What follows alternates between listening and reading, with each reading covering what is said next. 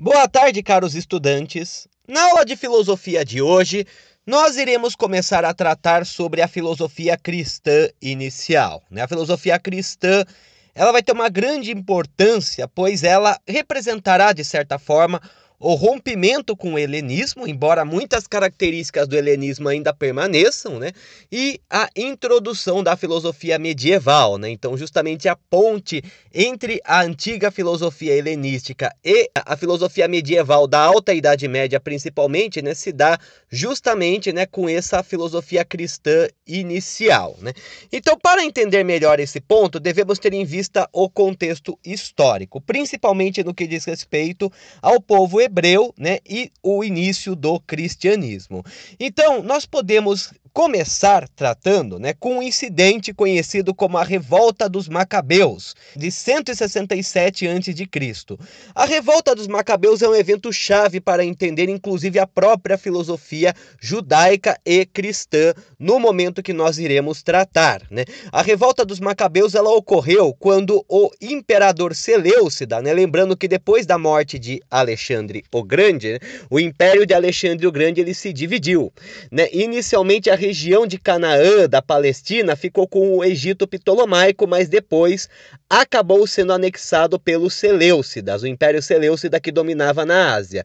E no caso, o imperador Seleucida Antíoco IV, ele promulgou uma lei que determinava a helenização de todos os povos do Império. Então o Império Seleucida era um império multicultural, multiétnico, multirreligioso, que se estendia desde o Vale do Rio Indo, passando pela Báctria, a Ásia Central, chegando até a região do Levante, incluindo a Pérsia, e para inclusive homogeneizar a própria população, e de certa forma até impedir sentimentos culturais, sentimentos de independência, Antíoco IV então ele busca uma helenização do Império. Então ele acaba decretando que todos os habitantes do Império devem então seguir a religião e os costumes helenistas, a religião e os costumes gregos, e também adotar a língua grega. No caso, isso vai levar a uma série de revoltas em várias regiões do Império.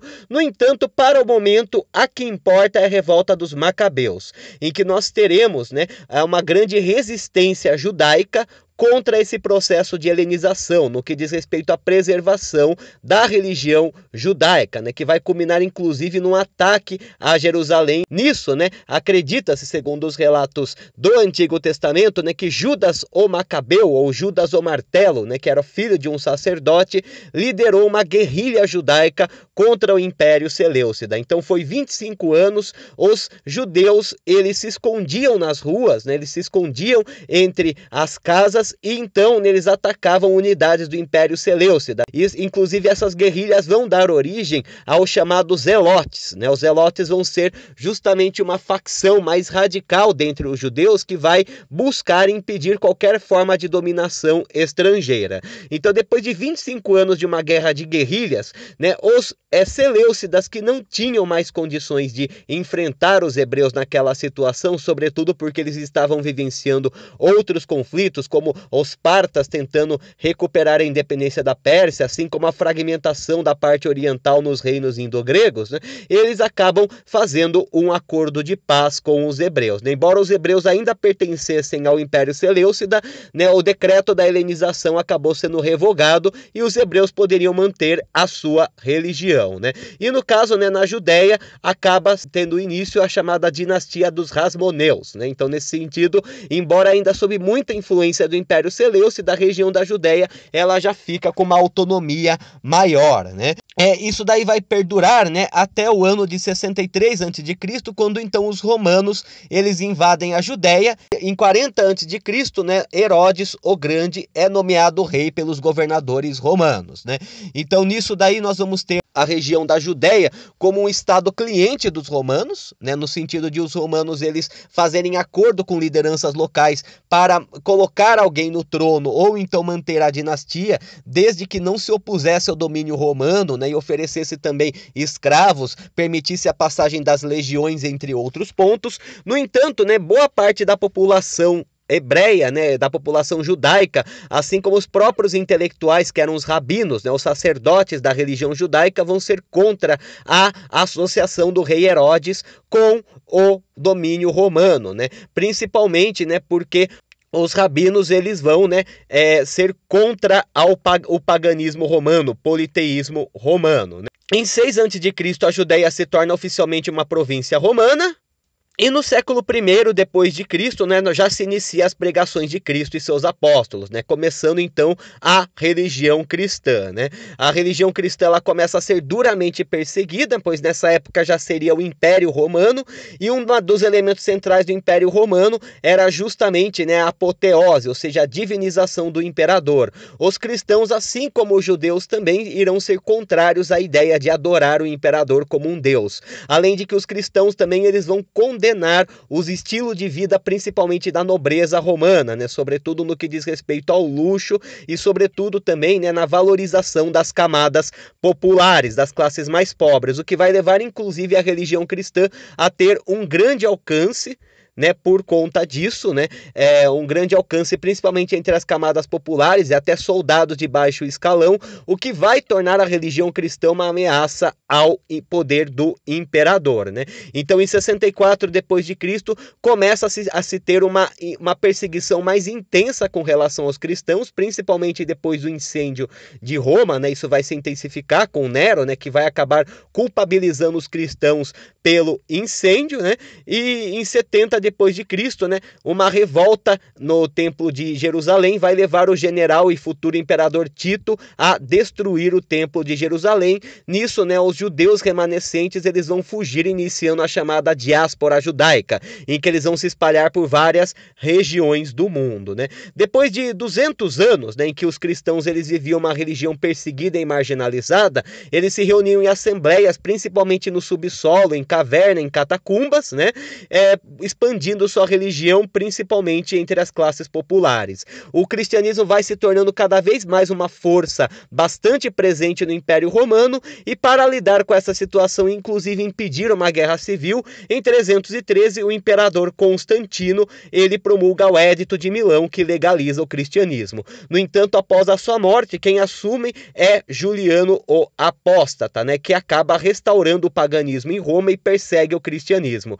Esse incidente acaba se encerrando em 380, quando o imperador Teodósio, o mesmo que foi responsável por dividir o Império Romano em Ocidente e Oriente, ele restaura o cristianismo como religião oficial de Roma e impõe como religião única, né? Constantino tinha legalizado, né, mas ainda era permitida a outras religiões, né? Já Teodósio instituiu o cristianismo como única religião, o que levou então o cristianismo a, de uma forma bastante rápida, né, já estava se consolidando dentro do Império Romano, mas então ele acaba se tornando a religião de Estado, né? E mesmo depois, né, com as invasões germânicas, né, os germânicos eles acabam se convertendo ao cristianismo e mantêm, inclusive, a religião cristã bastante forte na Europa Ocidental, depois se propagando para o resto da Europa, né?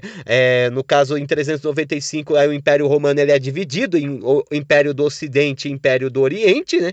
E o Império do Ocidente, com capital em Roma, ele acaba sendo invadido pelos germânicos, que aproveitam um momento de crises econômicas, guerras civis, corrupção e crise de produção também, né, com a diminuição do número de escravos depois da Pax Romana, né, que foi um período em que o Império Romano deixou de se expandir e acabou recuando suas fronteiras. Como os escravos eram, em geral, provenientes de prisioneiros de guerra, isso diminui também o trabalho escravo. Aproveitam esse momento de enfraquecimento, então fragmentam o Império Romano, sendo que o golpe final ocorre em 476, quando Odoacro, o rei dos Érulos, ele acaba depondo o último imperador romano, Rômulo Augusto. No entanto, a parte oriental do império, com sede em Constantinopla, permanece por mais 1000 anos aproximadamente, né? Então esse contexto histórico ele acaba sendo importante, pois nele nós vamos ter inicialmente, né, o grande racha que vai ocorrer entre o cristianismo e o judaísmo e a propagação do cristianismo, inicialmente como uma religião ilegal e perseguida, para se tornar a religião do Estado mais influente no mar Mediterrâneo nessa época. Já no que diz respeito ao contexto filosófico, né, o cristianismo ele surge a partir de vertentes do judaísmo, que é um ponto que nós iremos tratar, né? O cristianismo ele é uma religião relacionada, né, até derivada do judaísmo, embora haja algumas diferenças bastante perceptíveis. No entanto, né, o próprio pensamento cristão ele é bastante helenizado também, né? Isso é importante porque, retomando, como nós vimos na parte de contexto histórico, durante o governo seleucida houve uma grande campanha para a helenização dos hebreus, assim como de outros povos do Império Seleucida. A questão é que, embora os hebreus tenham resistido à helenização, muitos acabaram se helenizando. Então, muitos hebreus eles acabaram adotando principalmente a língua grega, né, a filosofia grega, entre outros pontos. E são esses judeus helenizados que vão, inclusive, né, aproximar a religião judaica com princípios da filosofia helenista, como o platonismo, o pitagorismo e o estoicismo. Isso é importante porque o cristianismo ele vai surgir justamente com uma síntese dessas ideias, uma síntese da religião hebraica junto com a filosofia neoplatônica, principalmente após Plotino, assim como também, né, nós vamos ter o estoicismo e também o pitagorismo, principalmente o neopitagorismo que se instala no helenismo, né? A revolta dos macabeus acaba levando a uma grande polarização na sociedade judaica e os judeus helenizados, né, eles acabam sendo mal vistos pelos mais ortodoxos, né? Então os judeus mais ortodoxos, principalmente rabinos, assim como alguns setores mais conservadores, eles vão ter uma relação de conflito com os judeus helenizados, afirmando que eles eram traidores ou então blasfemos. Essa mesma oposição vai se estender depois para o cristianismo, que inicialmente vai ter uma grande desavença com relação aos chamados judeus ortodoxos, né? Então, nisso daí, nós vamos ter, né, já dentro da religião judaica, uma grande tensão entre aqueles que vão ser mais puristas, né, que vão defender uma religião judaica livre de influências externas, e aqueles que já vão defender uma interpretação filosófica da religião judaica. Essa divisão passa para o cristianismo também, né, o que vai dar origem ao chamado conflito entre fé e razão, né, entre aqueles cristãos que têm uma defesa maior das interpretações bíblicas em seus próprios termos, e aqueles outros que já vão se apoiar na filosofia grega, filosofia romana, com o intuito de tentar compreender melhor a revelação divina, né?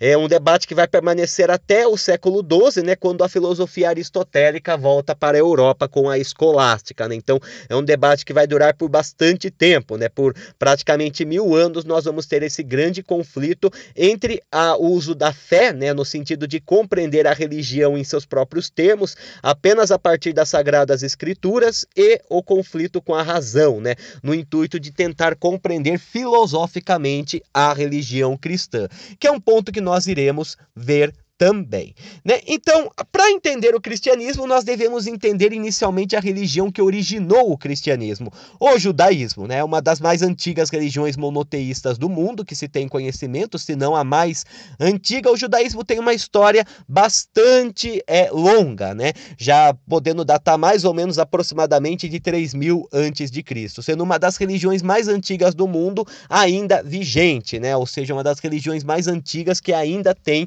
vários adeptos. O judaísmo, como todas as religiões existentes, ele passou por vários sincretismos, principalmente por conta dos vários domínios que impérios estrangeiros acabaram, de certa forma, conquistando a região, né, de Israel e de Judá, né? Então, nesse sentido, nós temos várias influências externas ao judaísmo que foram assimiladas com o tempo, né? O próprio Gênesis do Antigo Testamento, né, que num texto inicialmente hebraico, ele é derivado do épico de criação, né, dos antigos babilônicos e dos antigos sumérios, né? Da mesma forma também, uma das línguas utilizadas pelos hebreus, principalmente após o cativeiro da Babilônia, foi o aramaico, que era uma língua bastante popular na Mesopotâmia, né, originária lá dos arameus da Síria, né, inclusive alguns livros da Bíblia antiga, né, alguns livros do Antigo Testamento, como o de Daniel e de Esdras, foram escritos em aramaico, e o aramaico era uma língua popular também entre os hebreus durante o surgimento do cristianismo, né, e havia o hebraico mesmo, que já era uma língua mais erudita, né, uma língua mais literária, usada pelos rabinos, né. A maior parte da antiga Bíblia, a maior parte do Antigo Testamento foi escrito em hebraico, no entanto, alguns textos foram escritos em aramaico, embora sejam idiomas bem próximos, né? Na verdade, são idiomas irmãos praticamente, né? São idiomas semíticos de alfabeto abjad, né? O aramaico e o hebraico não eram o mesmo idioma. No entanto, o hebraico ele acabou assumindo muitas características do aramaico, né? Inclusive até mesmo a adoção de um alfabeto, né? Muito parecido com o alfabeto utilizado pelos aramaicos. E posteriormente, depois, né? Uma outra coisa importante também, né? É que inicialmente os hebreus eles eram politeístas, né? Então eles acreditavam em vários deuses que eram muito parecidos com os deuses da Mesopotâmia e da antiga Canaã. Inclusive o próprio deus Eu dos cananeus, ele acaba sendo um dos nomes, né, que os hebreus chamam o deus hebreu, né? E depois, posteriormente, né, os hebreus eles acabam se tornando monoteístas, sobretudo pela influência do maniqueísmo persa, né, que acaba tendo uma divisão clara, né, entre bem e mal, né? No entanto, enquanto os persas acreditavam em uma divindade que representava o bem e uma que representava o mal, os hebreus eles passam a acreditar em apenas uma divindade que representa o bem e que é onisciente, onipotente e onipresente, né? Então, são alguns pontos, né, de sincretismo da religião hebraica, né? E como que se caracterizava a religião hebraica? O judaísmo, na verdade, né, ele tem crença num Deus único, né, ele recebe vários nomes, existem diversos nomes que são citados do Antigo Testamento, né, no que diz respeito ao Deus hebraico. No entanto, né, o mais comum, o mais utilizado é Javé, né, que é tido como o único Deus, né? Existe uma crença em vida após a morte, né, no qual as almas elas se dirigem ao Gan Eden, né? No entanto, elas passam por um processo rígido e doloroso de purificação antes de ingressar no paraíso. É até um ponto importante, né, que de certa forma o judaísmo ele tem uma diferença muito grande com o cristianismo nesse sentido, que principalmente o judaísmo antigo, né, a não crença no inferno, né? No caso, os hebreus antigos não acreditavam necessariamente no inferno. As noções de inferno que existem no Antigo Testamento, elas foram derivadas de interpretações equivocadas, traduções equivocadas, principalmente quando a Bíblia foi traduzida para o grego e depois para o latim, né? Na verdade, o que é citado como inferno no que diz respeito ao Antigo Testamento é muitas vezes o chamado Vale do Hinnom, né? Ou também o chamado de Gena, que basicamente o que é o Vale do Hinnom ou Gena, né? Basicamente, né, o Vale do Hinnom era um lugar que existiu, né? Realmente existe esse lugar, né? Um lugar físico que era fora das muralhas de Jerusalém, né? Um lugar que, segundo alguns relatos, os antigos reis de Judá faziam sacrifícios de criança, né? E por isso era um lugar amaldiçoado, né? E depois, né, esse Vale do Hinnom, ele era utilizado principalmente como uma forma de banimento, ou seja, leprosos, mulheres adúlteras, assim como também blasfemos, aqueles que violavam a lei eram expulsos de Jerusalém e então eram enviados para o Vale do Hinnom. Então ele era uma espécie de lugar físico mesmo, né? No entanto, a pessoa que ia para o Vale do Hinnom, ela era tão amaldiçoada que é como se ela não estivesse mais viva, né? Ela praticamente perdia qualquer direito que ela possuía, né?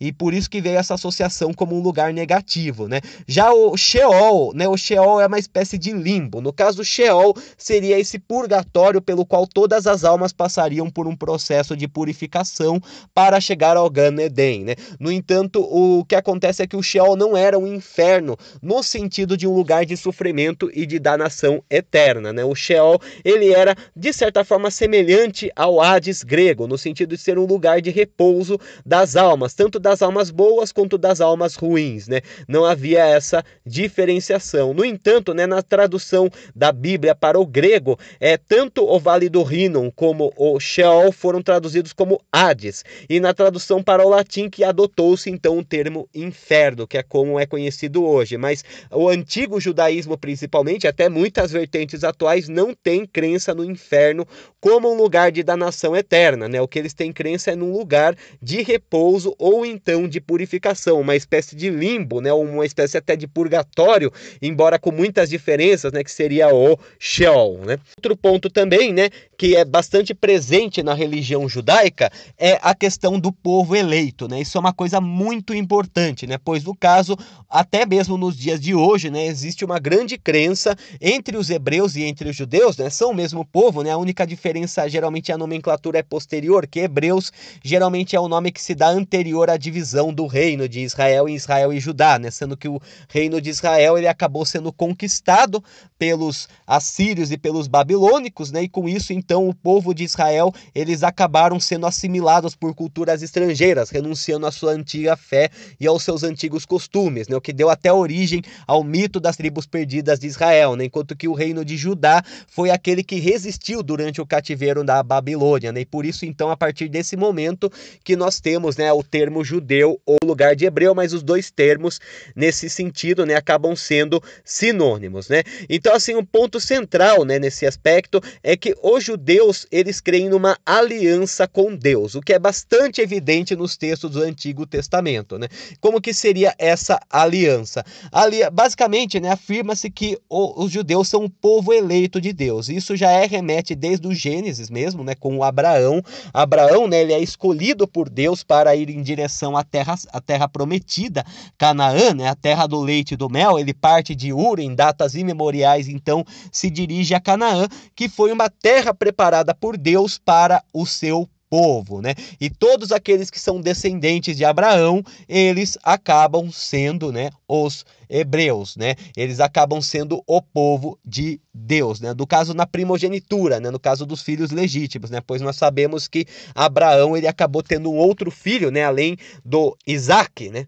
Ele teve também um outro filho, né, com a escrava Agar, que foi Ismael, né, e que acaba sendo bastante importante para a religião islâmica. Existe até um mito de origem, né, que fala que basicamente, né, o Ismael deu origem aos muçulmanos, né, mas isso daí já é um outro ponto para outro momento, né. Então, o que acaba acontecendo é que, né, basicamente, né, a concepção hebraica da história é uma história, né, de aliança entre Deus e o povo hebreu. Ela é selada pelo patriarca Abraão e passada a seus descendentes. No entanto, constantemente, né, quando o povo hebreu ele acaba se corrompendo ou se perdendo, essa aliança ela acaba sendo desfeita, né? Então, a primeira vez que nós temos essa aliança sendo rompida será com o dilúvio, né? No qual Deus escolherá Noé e sua família para salvar os animais de um grande dilúvio e então repovoar a terra, né? E depois, né, novamente essa aliança ela acaba sendo refeita, né, com o fim do dilúvio e o arco-íris, e depois, né, quando o povo hebreu ele acaba se corrompendo novamente, ele é submetido à escravidão no Egito. Aí a aliança é refeita com Moisés, que lidera o êxodo em direção novamente à terra prometida e estabelece a lei de Deus, né, os chamados 10 mandamentos, né? E depois novamente essa aliança ela acaba sendo rompida, né, com o cativeiro da Babilônia. No entanto, ela acaba sendo refeita e rompida várias vezes até chegar em Jesus Cristo, que teria sido a última grande aliança. Daí já na concepção cristã, né? No caso da concepção hebraica, não existe essa visão, né? O judaísmo ele também é uma religião familiar, ou seja, uma religião de clãs passada para gerações seguintes, né? Então todos os judeus são descendentes da tribo de Judá. Não é um caráter de conversão, né? Inclusive a conversão ao judaísmo até os dias de hoje é bastante complexa para aqueles que não têm nenhuma ascendência judaica, né? Se em alguns momentos até impossível para determinados ramos e determinados lugares, né? Então é uma religião familiar, não tem um caráter de conversão, é uma religião de clã, né? Uma religião familiar à religião judaica. O sacerdote é denominado rabino e o templo é a sinagoga, né? Entre os vários textos sagrados que existem no judaísmo, nós temos o Torá, que basicamente compõe o livro de Moisés e o Pentateuco bíblico, e o Talmud, né, que é voltado para leis, costumes e ética e história do judaísmo, né? Esses daí são alguns dos livros mais importantes que inclusive fazem a composição do que é chamado de Antigo Testamento dentro do cristianismo, né? Embora não sejam os únicos, né, são os mais representativos nesse ponto, né? Então, né, como afirmado, o judaísmo ele acabou se modificando por vários séculos, recebendo várias influências ao longo da história, principalmente por conta dos impérios que dominaram a região de Canaã, né? E no caso, no tempo em que nós estamos falando, após a revolta dos Macabeus, e mais ou menos na época do nascimento de Cristo, né, nós temos uma grande polarização entre os judeus, entre as facções mais conservadoras, fiéis ao Torá, e ortodoxas, né, que são aquelas que seguem as leis sagradas estritamente, e os reformistas mais moderados, que são mais abertos a ideias externas, como a filosofia mesmo, né? Então, na época do cristianismo, do surgimento do cristianismo, entre o período mais ou menos da Revolução dos Macabeus, né, e o surgimento do cristianismo, nós havíamos várias vertentes hebraicas, várias vertentes do judaísmo, né, por conta disso, e algumas das que eram mais importantes eram a dos fariseus. Os fariseus, ele era um ramo que foi surgido durante a revolta dos Macabeus, né? Eles são aqueles que eram contrários à helenização e às influências externas no judaísmo, né? Os fariseus, eles eram aqueles que se mantiveram mais puristas, né? Que foram contrários ao processo de helenização e que inclusive estigmatizavam os judeus que acabaram se helenizando, né? Então eles eram mais fiéis à interpretação do Torá, no seu sentido mais puro, né? E também seguiam as leis sagradas mais estritamente. Eles tinham a crença no livre-arbítrio, assim como na imortalidade da alma, no maniqueísmo, ou seja, na divisão do bem e do mal e dos anjos. Então eles eram os mais fiéis às sagradas escrituras, né? Os fariseus eram aqueles que seguiam mais rigidamente, às vezes até numa interpretação literal, as sagradas escrituras. Era um ramo que ficou bastante forte depois da revolta dos Macabeus, mas não eram os únicos, né? Além deles, nós tínhamos também os saduceus, que eram principalmente a parte da elite judaica e que conviviam com os helenizados, sendo que muitos também eram helenizados, né? Muitos membros da elite judaica adotaram os costumes gregos e os costumes romanos, né? O que levava, inclusive, eles a serem condenados pelos fariseus de blasfêmia e de traição. Diferentemente dos fariseus, eles não acreditavam em anjos, nem na imortalidade da alma, ou na intervenção divina terrena, ou no inferno, né, que seria o Sheol, né, o limbo, né, o purgatório em certa medida, né?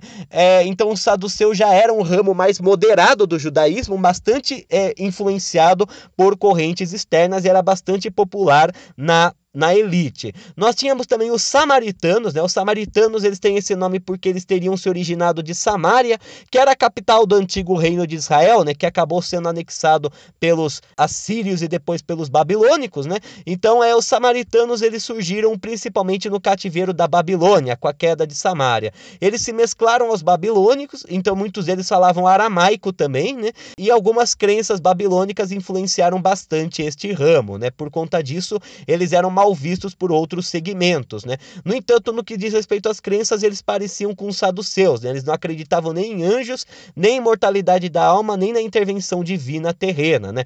Alguns até acreditavam na própria metempsicose, ou seja, a transmigração de almas, que a alma ela se dirige para outro corpo, né, depois da morte. Alguns acreditavam simplesmente que a alma morria com o corpo. Nós temos também os essênios, que é o judaísmo ascético, ou seja, era o judaísmo isolado, né? Basicamente seus membros eram monges que se retiravam das cidades, pois interpretavam as cidades como um lugar de corrupção e então viviam em isolamento, né? Eles geralmente dividiam seus bens com a comunidade e dedicavam a vida ao estudo das escrituras e cerimônias, né? Eles acreditavam que todos os outros ramos do judaísmo foram contaminados pela corrupção das cidades e do domínio estrangeiro. Eles tinham uma noção bem clara de Messias, né? A figura do Messias é muito importante no judaísmo, que era a ideia de um salvador, ou seja, né, de Deus levando um salvador, né, que seria basicamente, né, responsável por restaurar a aliança entre Deus e o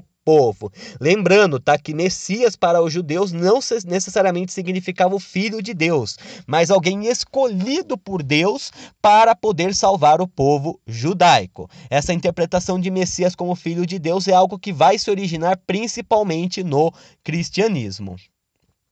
Havia os herodianos, né, que também pareciam com os saduceus, era comum entre a elite, e que tinham um viés mais político, pois eles acreditavam que Herodes o Grande era Messias, né? Então o rei Herodes o Grande que foi inclusive escolhido pelos romanos para governar a região de Israel, ele que seria o escolhido por Deus, né? No entanto, era um ramo bem mais elitizado, com viés político, e tinha bastante oposição de todos os outros ramos anteriores.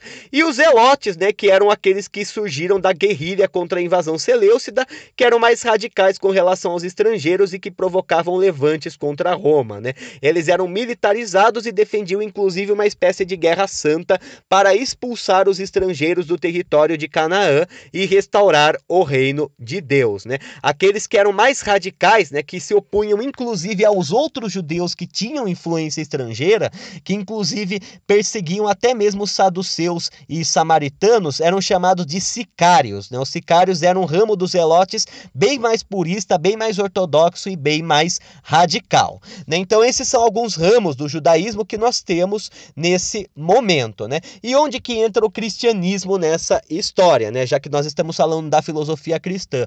O cristianismo, né, como afirmado, ele é uma ramificação, até mesmo uma dissidência do judaísmo. No cristianismo tem muitas características bastante próximas do judaísmo.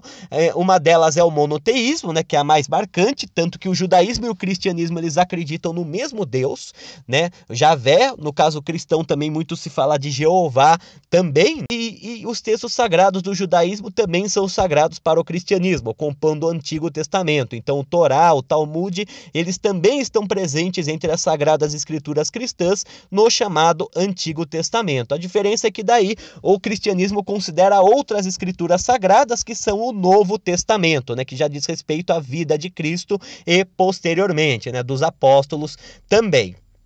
O cristianismo também tem uma visão de imortalidade da alma, também crê em anjos, né? Que seriam os anjos nesse sentido? Os anjos são seres provenientes de uma criação anterior de Deus com relação ao ser humano. No entanto, né, os anjos eles não seriam dotados de livre-arbítrio, né? Eles seriam divididos em vários ramos, em várias hierarquias, em certo sentido. Algumas seriam responsáveis por defender o céu, outras por atuar na terra e outras por fazer a ponte entre o céu e a terra. Mas sobre isso nós vamos tratar em um outro momento, né, quando nós falarmos da classificação dos anjos, né? Outro ponto também, né, também a ideia de uma vida eterna após a morte, né, que era comum em alguns segmentos, embora não todos do judaísmo. Agora, entre as distinções que nós temos, o cristianismo, ele crê na divindade de Jesus Cristo como manifestação de Deus, ou seja, não só acredita em Jesus Cristo como filho de Deus, como uma manifestação do próprio Deus, né? Não só acredita em Jesus Cristo como Messias, como Salvador, como também uma manifestação do próprio Deus, o Deus encarnado, né? O Filho de Deus, mas que é ao mesmo tempo Deus, né? Então isso é um ponto de bastante conflito que existe entre o cristianismo e o judaísmo, já que o judaísmo não considera Jesus Cristo o Messias, muito menos o Filho de Deus, né? O cristianismo, ele já tem totalmente, toda a religião cristã, ela parte dessa ideia de Cristo como filho de Deus, né? Outro ponto também que nós temos, né, é a questão de que ela tem um caráter mais universalista e missionário, que não é compartilhado pelos judeus. Como nós vimos anteriormente, né, os judeus, eles eram uma religião mais familiar, né, eles tinham uma religião mais voltada para questões familiares. No caso, uma religião de clã, né, que não era uma religião de conversão. O cristianismo, por outro lado, ele já vai ter um caráter universalista, então ele já vai ser uma religião de conversão, uma religião que não tem fronteiras. Inclusive, né, enquanto os hebreus ou judeus acreditam ser o povo eleito, né, os cristãos, eles já têm a ideia do povo eleito como o próprio povo de Deus, independente de origem, classe social, status de cidadania ou de escravidão, né? Então o cristianismo nesse sentido ele acaba sendo um produto do helenismo também, com essa ideia universalista, com esse caráter conversivo também que não é compartilhado pelos judeus, né? E também essa ideia, né, de não ser uma religião de um povo ou de um clã, mas ser uma religião universal, né? Ou seja, o povo de Deus são todos todos aqueles que acreditam nele, e isso é feito com o sacrifício de Jesus Cristo, né? Com a morte de Jesus Cristo, a aliança entre Deus e a humanidade não se restringe mais ao povo hebreu, e sim a todos os povos que acreditam em Deus e que acreditam em Jesus Cristo. O cristianismo também, em sua expansão, começa a adquirir algumas características mais próprias, né? Como a hierarquia clerical bastante baseada na hierarquia romana, assim como também, né, a distinção clara entre paraíso e inferno, né, que já começa a ter uma conotação mais negativa, a noção de inferno, não como lugar de repouso, mas como um lugar de danação eterna, né? Além da existência de santos, entre outros pontos que fizeram daí o cristianismo uma religião bem mais diferenciada com relação ao judaísmo. E ao falar do cristianismo, podemos partir, né, da figura mais importante para a religião cristã, Jesus Cristo, né? Jesus Cristo, embora exista muitas controvérsias a respeito da figura de Jesus Cristo no que diz respeito à história, né? No caso, né, o que nós podemos ter, né, é que pelos testamentos, né, pelos livros que foram deixados pelos apóstolos de Jesus Cristo, né, nós podemos perceber uma filosofia bastante nítida no que diz respeito à imagem de Jesus Cristo, né? Inclusive, né, até existem muitas pesquisas que evidenciam a existência de um Jesus histórico, né? Então, além do Jesus bíblico, teria surgido um Jesus histórico, né? No entanto, não se sabe tanto, né, em que medida que as passagens do Novo Testamento correspondem ou não ao que esse Jesus histórico teria vivido. Independentemente disso, a mensagem de Jesus Cristo, ela é uma grande revolução no campo da filosofia. Então, pelas Sagradas Escrituras, né, era um carpinteiro e um intelectual de origem judaica e que para os cristãos é o Filho de Deus, né? No caso, Cristo, ele oferece uma nova perspectiva que vai originar a religião cristã e que vai receber crítica tanto de judeus como de romanos, né? Ele vai ao mesmo tempo criticar a opulência das elites romanas, o estilo de vida da sociedade romana, principalmente dos patrícios, e a divinização do imperador, algum dos motivos que levará, inclusive, ele a ser crucificado, né? Inclusive o cristianismo a ser perseguido. Também propôs que Deus não distingue a partir de características terrenas, né? O que acabou levando, inclusive, a oposição por parte dos judeus, né? Já que um fundamento central da religião judaica é a questão do povo eleito. No caso, né, ao falar que Deus, ele não distingue por características terrenas, ele está afirmando que não existe povo eleito, né? E ao mesmo tempo ele confronta também as autoridades romanas ao afirmar que o pobre, o escravo, o não judeu, ou goi, né? Goi é o termo utilizado para se referir àqueles que não eram da comunidade judaica, né? Também seriam dignos de ingressar no reino dos céus, né? O que acabou provocando bastante oposição, tanto de patrícios e autoridades romanas, como de judeus mais ortodoxos. Embora ele mesmo não tenha deixado textos escritos, né, isso é uma coisa importantíssima, até onde se saiba, Cristo não deixou textos escritos, tudo que nós sabemos sobre sua vida foi registrado por apóstolos muito tempo depois. No entanto, né, acredita-se que ele transmitia seus ensinamentos de uma forma simples para a população humilde através das parábolas, em que ele usava metáforas do cotidiano para explicar suas ideias, como a metáfora, por exemplo, do bom samaritano, né, uma das mais conhecidas, né? É até interessante pensar nessa questão das parábolas, né? Pois isso é até bastante platônico, né? Pois as parábolas de Jesus Cristo, elas podem ser facilmente associadas aos diálogos de Platão, ou seja, a explicação de uma ideia de uma forma simples para o público leigo, né? Mostrando que, diferentemente do judaísmo, que era uma religião mais elitizada, vamos dizer dessa forma, né? No caso, os sacerdotes, eles eram intelectuais, né? Eles eram bastante intelectualizados, tinham acesso às Sagradas Escrituras, a leitura é escrita em línguas antigas, muitas vezes eram poliglotas também, né? Os sacerdotes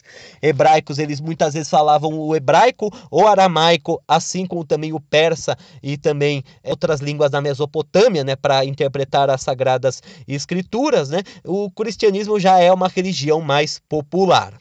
Também era crítico da execução da lei mosaica e dos fariseus, né? A lei mosaica, baseada nos 10 mandamentos, que tinha muitas vezes um caráter punitivo, né? E que era defendida ferrenhamente pelos fariseus, né?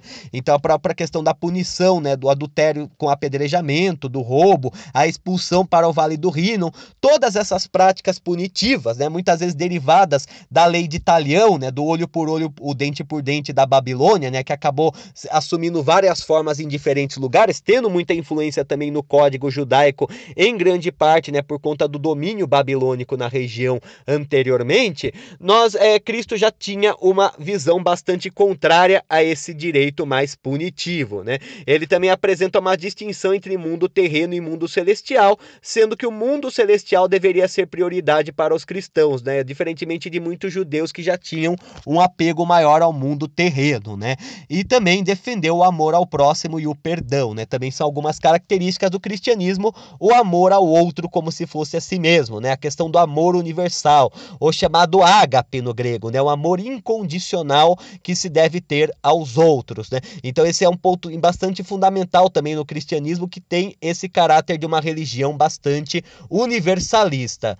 No caso, né, o fim ele acabou sendo, né, ele foi condenado pelo governo romano da Judéia, com o apoio de judeus ortodoxos, sob o pretexto de questionar o poder romano e por violar as leis judaicas, né, sendo acusado de blasfêmia nesse sentido, né, pelo que se relata nos evangelhos. Ele acabou sendo condenado à pena da crucificação, que era a pena que os romanos usavam principalmente para traidores, né? Ou seja, aqueles que traíam ou se rebelavam contra o Império Romano, né? Que acabavam recebendo essa penalização da crucificação, né? Uma das punições mais severas que existia dentro do Império Romano, né? E no qual Cristo ele acabou sendo submetido por desafiar a própria ordem romana, com o apoio dos judeus ortodoxos, dos rabinos, principalmente Caifás, que era um importante rabino fariseu que existia nesse período, né, que era bastante uma espécie de liderança entre os setores mais conservadores e ortodoxos da comunidade judaica, né, para então a pena da crucificação. Então, né, no decorrer dessa aula nós vimos alguns conceitos principais, né? Nós tratamos principalmente sobre o judaísmo, principalmente após a revolta dos Macabeus, né? Os ramos do judaísmo, inclusive a relação que existia com a filosofia grega, né? Assim como também o surgimento do cristianismo, né? Essa aula já foi um pouco mais descritiva e explicativa do que teórica mesmo, né? Como de costume, né? No entanto, né, na próxima aula nós já iremos tratar especificamente sobre a filosofia cristã, né? Sobre como a filosofia cristã se desenvolveu e quais são as suas características mais centrais, principalmente nesse primeiro momento do século I e do século II depois de Cristo, né, em que nós vamos perceber, inclusive, né, que características da filosofia grega, principalmente dos movimentos helenistas, são bastante perceptíveis dentro da filosofia cristã, na medida em que a própria religião cristã ela vai se formando. Então, no momento é isso, uma boa tarde a todos e tudo de bom.